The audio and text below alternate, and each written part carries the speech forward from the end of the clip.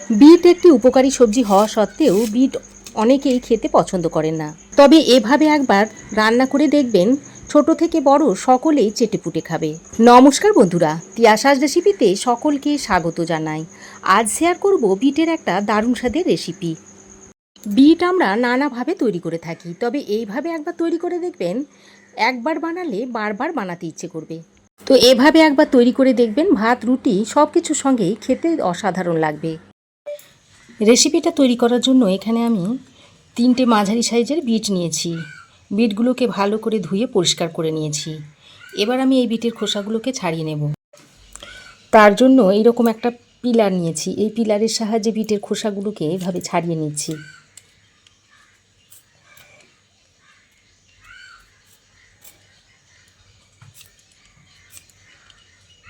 বিটগুলোকে কাটার আগে আমি ভালো করে ধুয়ে নিয়েছি। কাটার পর বিটগুলোকে আর ধোবো না। কাটার পরে যদি বিটগুলোকে ধোয়া হয় তাহলে বিটের রসটা বেরিয়ে যাবে। তবে আজ আমি এই 2টো বিট দিয়ে রেসিপিটা আপনাদের তৈরি করে দেখাবো। তো দেখুন, যে বিট দুটো আমি রান্না করব সেই বিটের খোসা দুটো আমি ছাড়িয়ে নিয়েছি। তারপর মুখের অংশটা কেটে নিচ্ছি।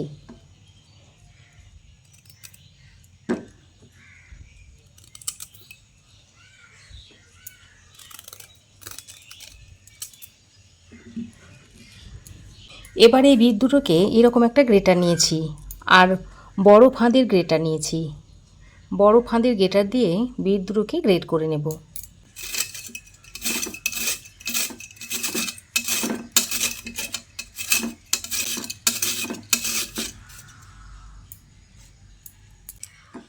দেখুন, ঠিক এই রকম করে একটু মোটা মোটা করে গ্রেট করে নেব।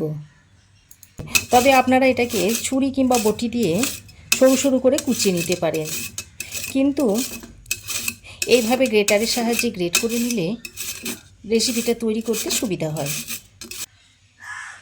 একইভাবে এই বিটটাকেও গ্রেট করে নিচ্ছি। তো দেখুন, 2টো বিট আমি গ্রেট করে নিয়েছি।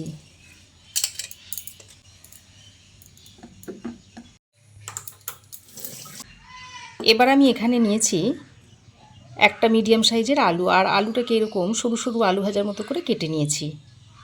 এবার আমি একটা কড়াই গরম করে এর মধ্যে দিয়ে দিচ্ছি সর্ষের তেল।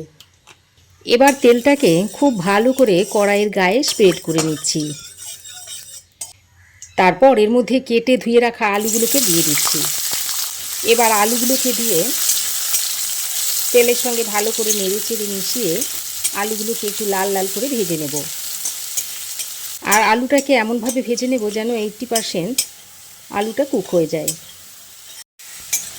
তো দেখুন, আলু আমি এরকম লাল লাল করে ভেজে নিয়েছি। এবার এই আলুটাকে তেল ছেঁকে তুলে নিচ্ছি।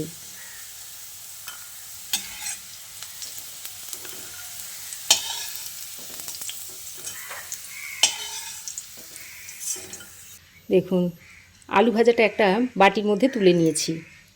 এবার আমি ওই তেলে 1 মুঠো মতো বড়ি দিয়ে দিচ্ছি। এবার এই বড়িটাকেও হাই হিটে একটু লাল লাল করে ভেজে নিচ্ছি। তো দেখুন, বড়িও আমি লাল লাল করে ভেজে নিয়েছি। এবার এই ভাজা বড়িগুলোকেও তুলে নিচ্ছি।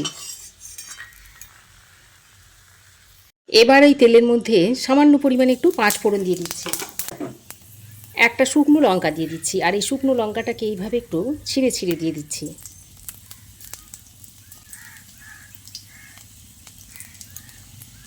আর একটা কাঁচা লঙ্কা এইভাবে ভেঙে দিয়ে দিলাম। তারপর ফোড়নটাকে একটু ভাজা ভাজা করে নিচ্ছি। তো ফোড়ন ভাজা ভাজা করে নিয়ে এবার আমি এই গ্রেট করে রাখা বিটটা দিয়ে দিচ্ছি।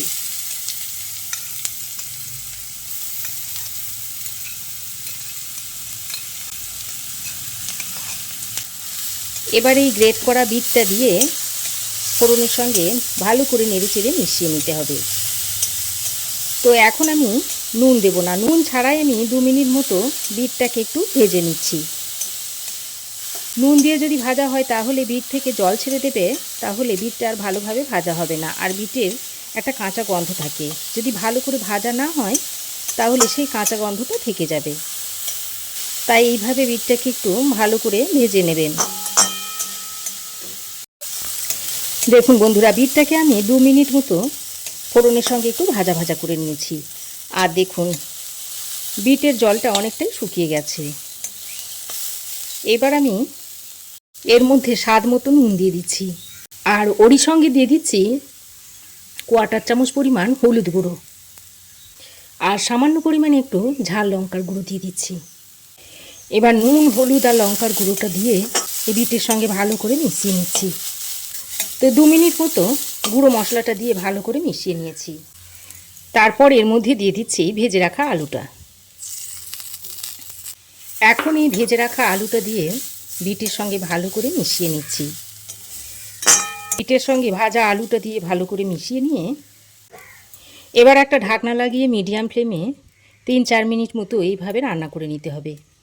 তো দেখুন ঢাকা দিয়ে মিডিয়াম ফ্লেমে বিট আর আলুটাকে 3-4 মিনিট মতো রান্না করে নিয়েছি। আর দেখুন আলু খুব ভালোভাবে সেদ্ধ হয়ে গেছে, বিটগুলো দেখুন খুব সুন্দর সেদ্ধ হয়ে গেছে। এবার একবার ভালো করে নেড়ে চেড়ে মিশিয়ে নিয়ে এবার মাঝখানে একটু জায়গা করে নিচ্ছি। এইভাবে মাঝখানটা একটু জায়গা করে নিতে হবে। তারপর মাঝখানে আমি আরও অল্প একটু তেল দিয়ে দিচ্ছি। এবার এই তেলের মধ্যে দিয়ে দিচ্ছি 1 চামচ পরিমাণ পোস্ত, আর দিয়ে দিচ্ছি 1 চামচ পরিমাণ সাদা তিল। তারপর এই তিল আর পোস্তটাকে তেলে ভেজে নিচ্ছি। আমি তিল আর পোস্ত একসঙ্গে মিশিয়ে রান্নাটা করছি। আপনারা চাইলে শুধু তিল কিংবা শুধু পোস্ত দিয়েও তৈরি করে নিতে পারেন। তো দেখুন তিল আর পোস্তটাকে তেলের সঙ্গে একটু ভাজা ভাজা করে নিয়েছি। তারপর সব কিছুর সঙ্গে ভালো করে মিশিয়ে নিচ্ছি। বন্ধুরা, বিটের রেসিপি তো আপনারা অনেকভাবে খেয়েছেন। এইভাবে একবার তিল আর পোস্ত মিশিয়ে বিটের রেসিপিটা তৈরি করে খেয়ে দেখবেন, খেতে দুর্দান্ত লাগে। আর গরম ভাত কিংবা রুটি যে কোনো কিছুর সঙ্গেই খেতে অসাধারণ লাগে। তো তিল পোস্তটা আলু আর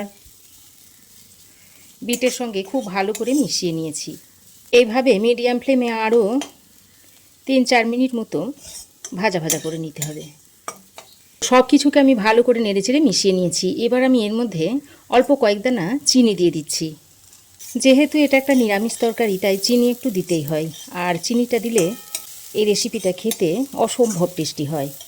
চিনিটা দিয়ে আবারও সব কিছুকে একসঙ্গে মিশিয়ে নিলাম। তারপর ওই যে বড়িগুলো ভেজে তুলে রেখে দিয়েছিলাম সেই বড়িগুলোকে এইভাবে একটু ভেঙে নিচ্ছি। দেখুন কয়েকটা বড়ি ভেঙে নিয়েছি আর কয়েকটা গোটা গোটা রেখেছি, সেগুলো আমি এর মধ্যে দিয়ে দিচ্ছি।